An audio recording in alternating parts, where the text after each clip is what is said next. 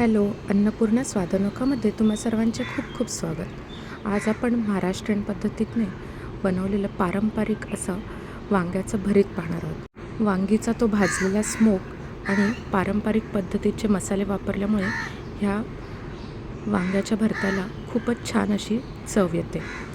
त्याकरता सर्वात पहिल्यांदा आपण 3 वांगी स्वच्छ धुवून त्याला थोडंसं तेल लावून गॅसवर भाजून घ्यायचे आहेत. चारी बाजूने व्यवस्थित भाजायचे आहेत.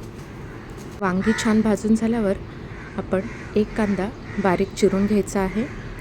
त्यासोबत एक छोट्या साईजचा टमॅटोही बारीक चिरून घ्यायचा आहे.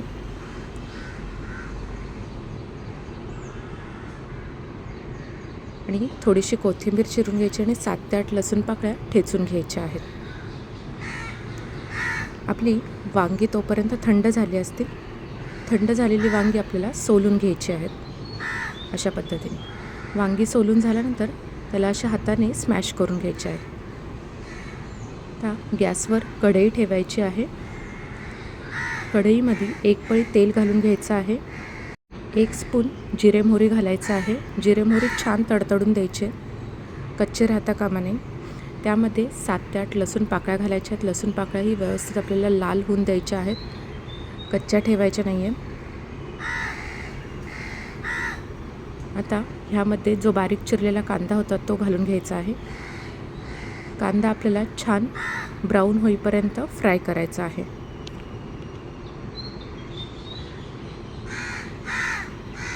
कांदा ब्राऊन झाल्यानंतर ह्यामध्ये आपण टमॅटो घालून घ्यायचा आहे. टमॅटोही आपल्याला सॉफ्ट होईपर्यंत व्यवस्थित हे भाजून घ्यायचं आहे. कांदा टमॅटो आपले दोन्ही सॉफ्ट झालेले आहेत. आता ह्यामध्ये आपण बेसिक ड्राय मसाले घालणार आहोत.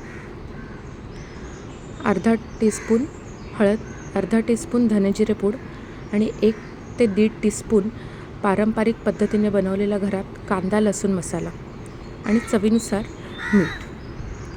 व्यवस्थित हे मिक्स करून घ्यायचं आहे.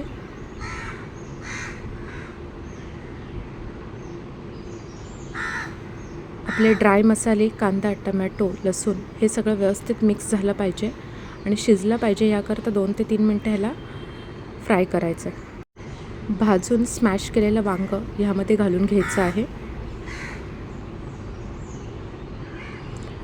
व्यवस्थित पद्धतीने आपल्याला हे सगळं मिक्स करायचं आहे. सगळं एकजीव झालं पाहिजे. वांगी तुम्ही भाजून घेताना व्यवस्थित चेक करून घ्यायची आहे, त्याला कीड तर लागली नाही ना आतमध्ये. जर तुम्हाला डाऊट येत असेल तर त्याला मध्ये मध्ये चिरा पाडून घ्यायच्या आहेत आणि मगच भाजायला ठेवायचं आहे. हे व्यवस्थित मिक्स झालेलं आहे, फ्राय पण झालेलं आहे. ह्यावरती कोथिंबीर घालून घ्यायची आहे बारीक चिरलेली.